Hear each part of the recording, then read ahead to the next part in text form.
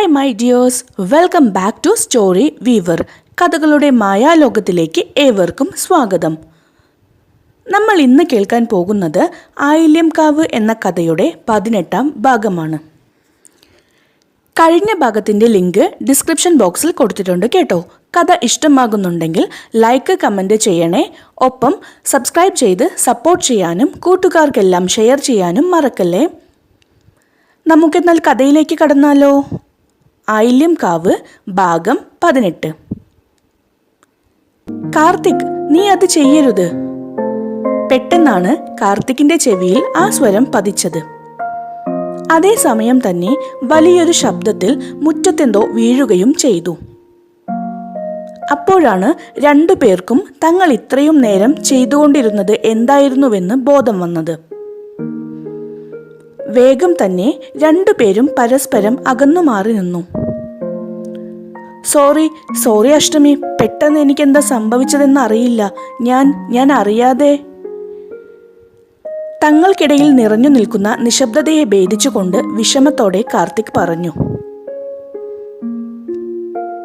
ഏട്ടൻ എന്നോട് സോറി പറയേണ്ട കാര്യമൊന്നുമില്ല. തെറ്റ് എന്റെയും കൂടിയാണ്. മുഖമുയർത്താതെയാണ് അവൾ അത് പറഞ്ഞത്. എന്നാലും ഞാനത് ശ്രദ്ധിക്കേണ്ടതല്ലേ? എന്നിട്ട് ഞാൻ എന്താ ചെയ്തത്? ഹോ എന്റെ ദൈവമേ. എന്തായാലും ഞാൻ ഇപ്പോൾ തന്നെ വാതിൽ തുറക്കാം. തനിക്ക് വീടിന്റെ അകമൊക്കെ ഒന്ന് കാണണ്ടേ?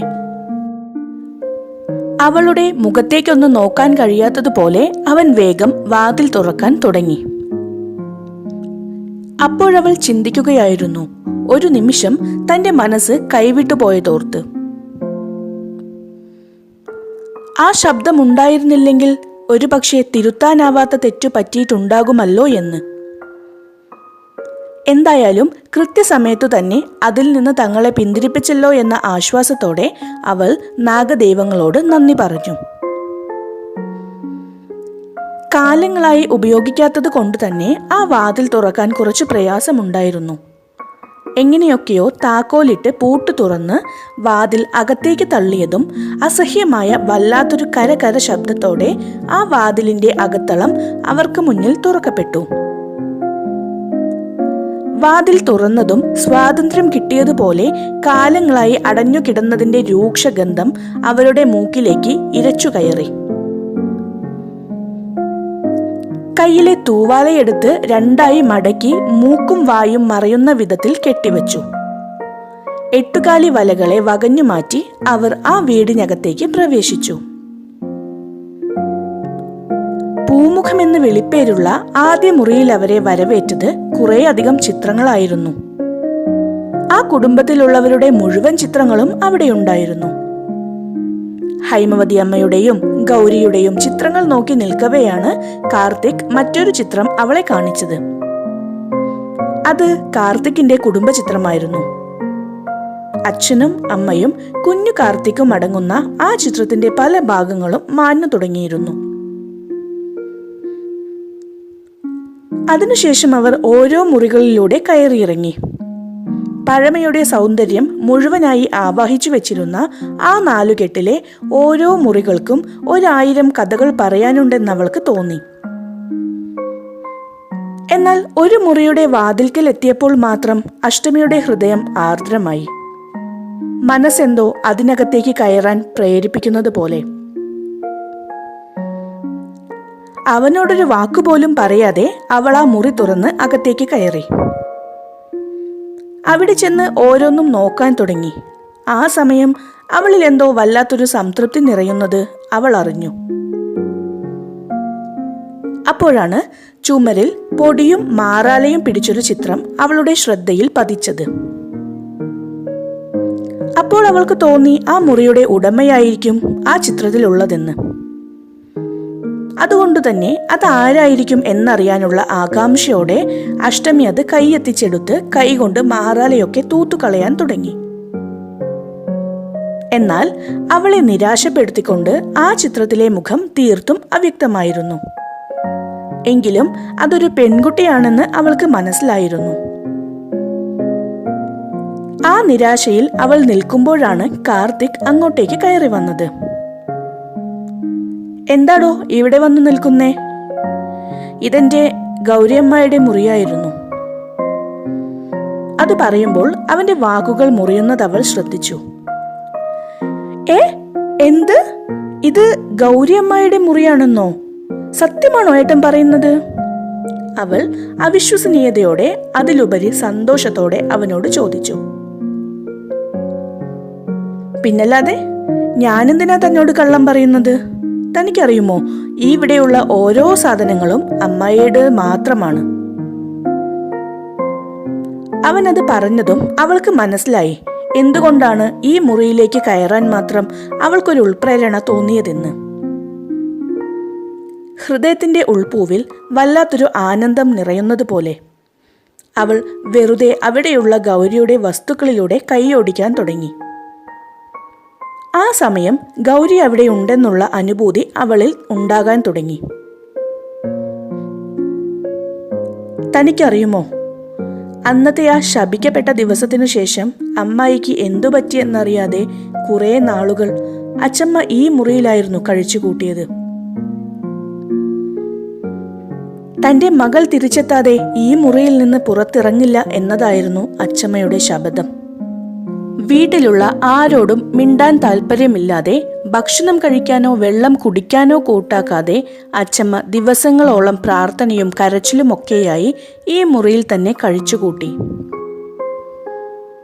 ഒരു മനുഷ്യന് എത്ര ദിവസം ആഹാരവും വെള്ളവുമില്ലാതെ ജീവിക്കാൻ കഴിയും?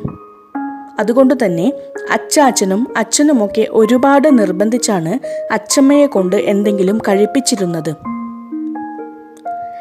എന്നിട്ടും അച്ചമ്മ കഴിക്കാൻ കൂട്ടാക്കിയില്ലെങ്കിൽ അച്ചച്ചൻ ദേഷ്യപ്പെടും. അങ്ങനെ ദിവസങ്ങൾ പോകെ അച്ചമ്മ തീർത്തും ഉൾവലിഞ്ഞു തുടങ്ങി. ആരോടും മിണ്ടാതെ അപ്പച്ചിയുടെ വസ്ത്രങ്ങൾ നെഞ്ചിലൊതുക്കി പിടിച്ച് സ്വയം എന്തൊക്കെയോ പറയാൻ തുടങ്ങി. അതുകൂടി ആയതോടെ അച്ചാച്ചൻ തീർത്തും തകർന്നു പോയി. മകളുടെ തിരോധാനം നെഞ്ചിലെ വേദനയായി കിടക്കവേ ഭാര്യ ഭ്രാന്തിയാകുന്നത് കണ്ടു നിൽക്കാൻ അദ്ദേഹത്തിന് കഴിയില്ലായിരുന്നു. ഒരു ദിവസം രണ്ടും കൽപ്പിച്ച് അച്ചച്ചൻ അച്ചമ്മയെ വലിച്ചു പുറത്താക്കി ഈ മുറിയിൽ നിന്ന്. കാരണം ഇനിയും ഇങ്ങനെ തനിച്ചു തുടരാൻ അനുവദിച്ചാൽ അച്ചമ്മയുടെ സ്വബോധം പൂർണ്ണമായും നഷ്ടപ്പെടുമെന്ന് അദ്ദേഹം മനസ്സിലാക്കിയിരുന്നു. അന്നിവിടെ ഒരുപാട് വഴക്കുണ്ടായി. ഉറക്കെ അലറി വിളിച്ച് അച്ചാച്ചനെ ഉപദ്രവിച്ച് അച്ചമ്മ വീണ്ടും ഈ മുറിയിലേക്ക് കയറാൻ ശ്രമിച്ചെങ്കിലും അച്ചാച്ചൻ സമ്മതിച്ചില്ല. പകരം എന്നേക്കുമായി മുറി പൂട്ടി താക്കോൽ മാറ്റിവെച്ചു. അന്നു മുതൽ പിന്നീടൊരിക്കലും ഈ മുറി തുറന്നതായി എൻ്റെ അറിവിലില്ല. അവൻ പോയ കാലത്തിന്റെ ഓർമ്മയിൽ അന്നത്തെ സംഭവങ്ങൾ അവളോട് വിവരിക്കുമ്പോൾ അവന്റെ ഉള്ളിലെ വേദന അഷ്ടമി മനസ്സിലാക്കുന്നുണ്ടായിരുന്നു. എങ്കിലും അവനെ എന്തു പറഞ്ഞ് ആശ്വസിപ്പിക്കണമെന്ന് അവൾക്ക് അറിയുന്നില്ലായിരുന്നു. കാരണം ഒരമ്മയുടെ വേദന അതേ അളവിൽ തിരിച്ചറിയാൻ ഒരു മകൾക്കല്ലാതെ മറ്റാർക്കു കഴിയും? പ്രത്യേകിച്ച് ഗൗരിയുടെ ജന്മനിയോഗം പേറുന്ന അഷ്ടമിയുടെ ഹൃദയത്തിന് ഗൗരിയുടെ അമ്മയുടെ വേദന അറിയാതെ പോകുമോ?